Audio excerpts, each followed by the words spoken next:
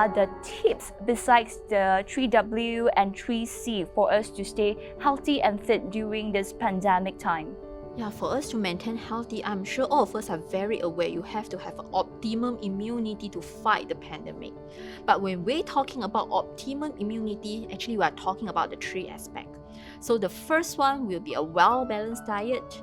Second will be a regular exercise. And the last one is a good night's sleep.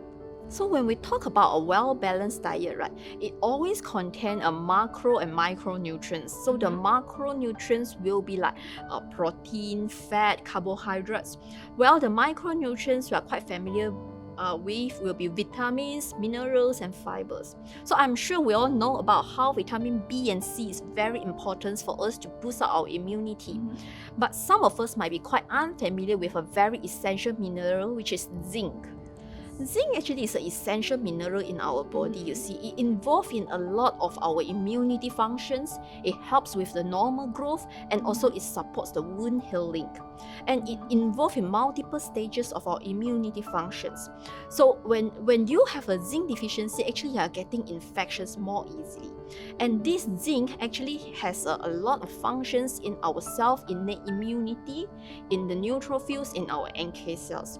So your zinc has deficiency, also your macrophages, which is one of the very important immunity task force, will also be reduces. So zinc is very important for the production of white blood cells? It's more on our self-innate immunity, you see. It's more on NK cells, macrophages, and also all our other neutrophils. Yeah, so it's more involved in our white blood cells. This zinc, there is a lot of studies that prove that with this zinc deficiency, actually you are more easily prone to infections.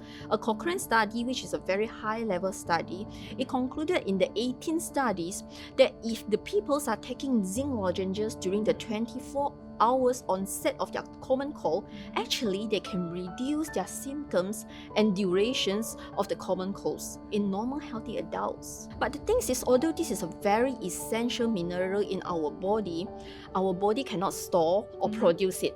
Also, we have to make sure that we have sufficient zinc intake on a daily basis. That's right. So you have to make sure that you have a sufficient zinc intake every day. So either from your diet or if not from supplements. So for women, we need about 8 mg, and for adult males will be about 11 mg, but the maximum we can go is about 40 mg of zinc. So there is some food that is rich in zinc, will be seafood like oyster, lobster, crabs, and red meats like beef. Some grains and lentils actually contain zinc also, but their absorption actually is lower compared to the seafood and also the red meat.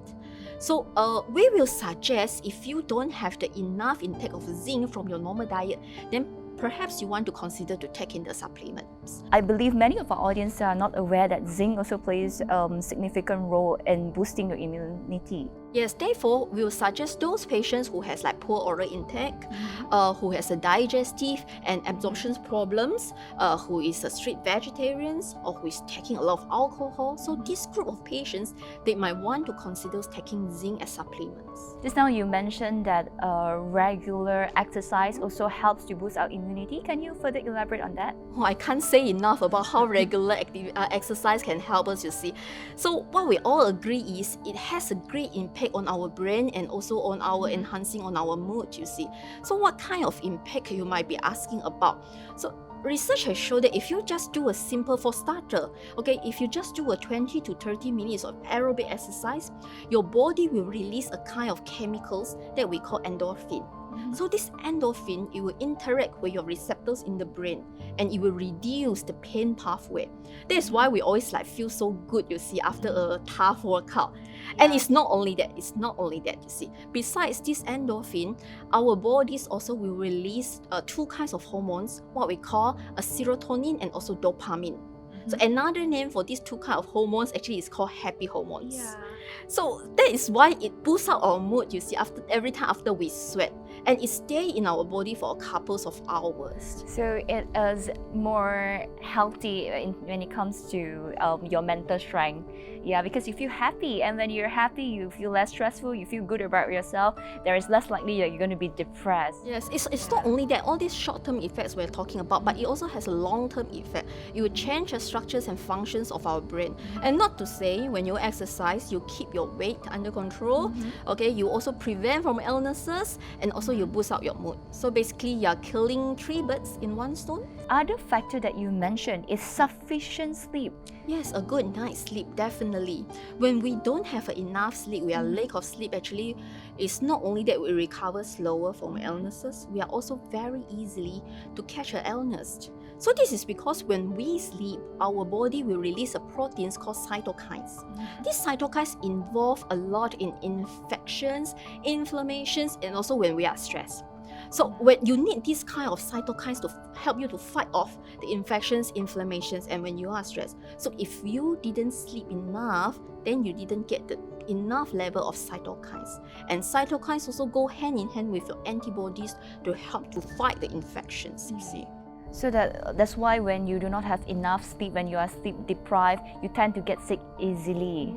Yeah, and you tend to take longer to recover. Yeah, so that if there is anything that is worth to invest in, I think it's a good set of pillow and a mattress. So for you to stay at the utmost immunity, there is 3 things you have to remember.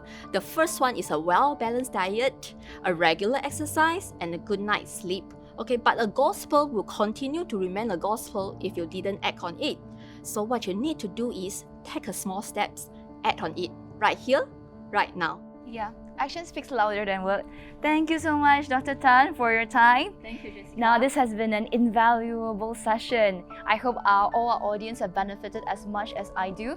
Once again, thank you so much, Dr. Tan, and thank you to all our dear audience for tuning in.